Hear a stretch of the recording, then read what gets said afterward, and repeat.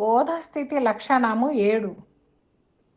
జీవంబు లేని యొడలు స్వజీవంబుగలేని సూర్య చంద్రులవతుగన్ ధావల్యముగనుగనుపడి దేవతల జయించినట్లు తెలుప వచ్చినాను. భ్రమచందాడే వలపు చూపినాను. ఏ వింతాలును గన్నా నా వంటివని తెలిసి, ఏ వింతాలును గన్నా నా వంటివని తెలిసి భావించు వారినే పగిది గుర్తెరుగుట. విచిత్రములన్నీ మొదలే నెరిగి ఎరుకను విడిచియుండిన కేవలాత్మలు వారెరుంగని దేవరుగులే దౌను పరులు తెలుప వచ్చినాను. భ్రమజందాడే వలపు చూపినాను. ఇది శ్రీ నిజానంద పోలోజి వీరయాచార్య విరచిత్ త్వయాత్మదోషరహిత పరమతత్వే బోధతి స్థితి లక్షణన్నామ 10మోऽధ్యాయః. జై నిజ గురుభ్యో నమ. శ్రీ నిజానంద పోలోజు వీరయాచార్య విరచిత శుద్ధరి గుణ పరతత్వ కందార్థములలో బోధస్థితి లక్షణమునందు ఈరోజు మనం చివరి కందార్థం అనగా 7వ కందార్థం. శిష్య ఎలా ఉంటారంటే చూసేందుకు ఉంటారు. చెప్తున్నారు జీవంబులేని యొడలు.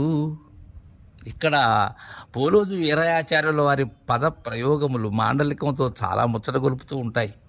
దీనికి మునుపు కందార్థంలో ఒళ్ళు అన్నారు శరీరాన్ని, దీనిలో యొడలు అంటున్నారు దేహాన్ని. అది జీవంబు లేని యొడలు, ప్రాణం లేదు. చూసేందుకైతే ప్రాణం ఉన్నట్లుగానే ఉన్నది, కానీ లోపల ప్రాణముతో జత కూడేటువంటి మనసు లేదు. అలాంటి విధానంతో ఉంటారు వాళ్ళు. స్వజీవంబుగా లేచి సూర్య చంద్రులవతుగన్ దావల్యముగను గనుపడి దేవతల జయించినట్లు దెలువ వచ్చినను. భ్రమజందాడే వలపు చూసినను. ఎలా ఉంటుందంటే వారు చూస్తారు, మనలాగానే చూస్తారు. ఆ సూర్యచంద్రుల వతుగన్ దావల్యముగను గనుపడి జీవంబుగా లేచి, అంటే వారిలో వారు అశరీరులు, కానీ అందరిలాగే ఉంటారు కదా. వారు చూసేటువంటి ఆ దావల్యము అంటే ఏంటంటే ఆ అర్జునం, ఆ మెరుపు, ఆ శ్వేతభాసితమైనటువంటి వర్ణం. దేవతల జయించినట్లు దిలువ వచ్చినను. వారి భావంలో ఏమీ ఉండదు, కానీ మనం ఆరోపితం చేస్తూ ఉంటాం. భ్రమజందాడే వలపు చూసినను. ఆ సూర్యచంద్రుల ప్రకాశాలు కానీ, ఆ మెరుపులు కానీ, ఈ వర్ణశోభితమైనటువంటి విధానాలు ఎన్ని చూసినా కానీ భ్రమచంద్ర వాళ్ళు. భ్రమ తీరినటువంటి వారికి భ్రమ ఎందుకు? ఏ దేవతలు చూసినా భ్రమ ఉండదు. భ్రమరహితులు వారు. ఏ వింతాలును గన్నా నా వంటివనే తెలిసి భావించు వారినే పగిది గుర్తెరుగుట. వారికి ఈ వింతలన్నీ, ఈ అర్కసోములు కానీ, అగ్ని కానీ, ఈ నాదుబిందు కళలు కానీ, వన్నెలాడి కులుకులు కానీ, ఆపోజ్యోతి వర్ణములు కానీ, ఏ వింతలు కన్నా వాటిని ఏ ఏ భావనతో చూస్తారు వాళ్ళు. నా వంటివి అనుకుంటారు. అంటే ఏంటి? అవి నేనే అనేటువంటి భావన వారిలో ప్రస్ఫుటంగా ఉదయిస్తూ ఉంటుంది.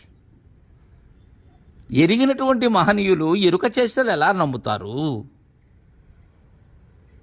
ఇదంతా కూడా ఎందుకు చెప్పవలసి వచ్చిందంటే, పోలోజు వీరయాచార్యులు కానీ, ఆ మహనీయునికి వ్యాఖ్యానం చెప్తున్న నేను కానీ, వారిని కనుగొనుట ఎంత దుస్తరమో ఆ విషయాన్ని తెలియజేస్తూ ఉన్నారు. వారికి అన్నీ కూడా ఎలా ఉంటాయి? ఏది చూసినా అన్నీ కూడా లేశమాత్రంగానే చూస్తారు వాళ్ళు. వింతలు ఎన్ని ఉన్నా సరే అవన్నీ భ్రాంతి చేస్తాలనేటువంటి భావన పాదుకుపోయినటువంటి వారు. భావించు వారినే పగిది గుర్తెరుగుట, అలాంటి వారిని ఎలా గుర్తెరగాలి? అశరీరులను సశరీరులు ఎలా గుర్తెరుగుతారు? వారి వంటి వారైతే వారిని గుర్తెరగగలరు. ఈ విషయాన్ని జాగ్రత్తగా మనసులో ముద్రించుకోవాలని కోరుకుంటున్నాను. నిజ గురువు అన్యులకు సాధారణంగా దర్శనం కారు. కపట గురువులైతే తెలియకనే ఉన్న గురువులు విస్తారంగా ఉంటారు. వారికి శివరామ దీక్షిత సిద్ధాంత సాంప్రదాయ పద్ధతి తెలియదు. ఇది భ్రాంతిరహితమైనటువంటి మార్గం. భ్రాంతి సహితులు ఎలా తెలుసుకోగలరు? భ్రాంతి రహితులకైతే ఇది చాలా సులభప్రాయం.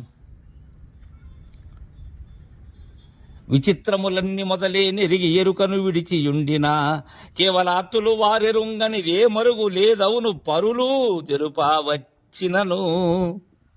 ఈ విచిత్రాలన్నీ మొదటనే ఎరిగినటువంటి వారు. తల్లి పుట్టినిల్లు మేనమామకు ఎరుకే కదా, అలా ఈ ఎరుక యొక్క చేష్ట వారికి ఎరుకే కదా.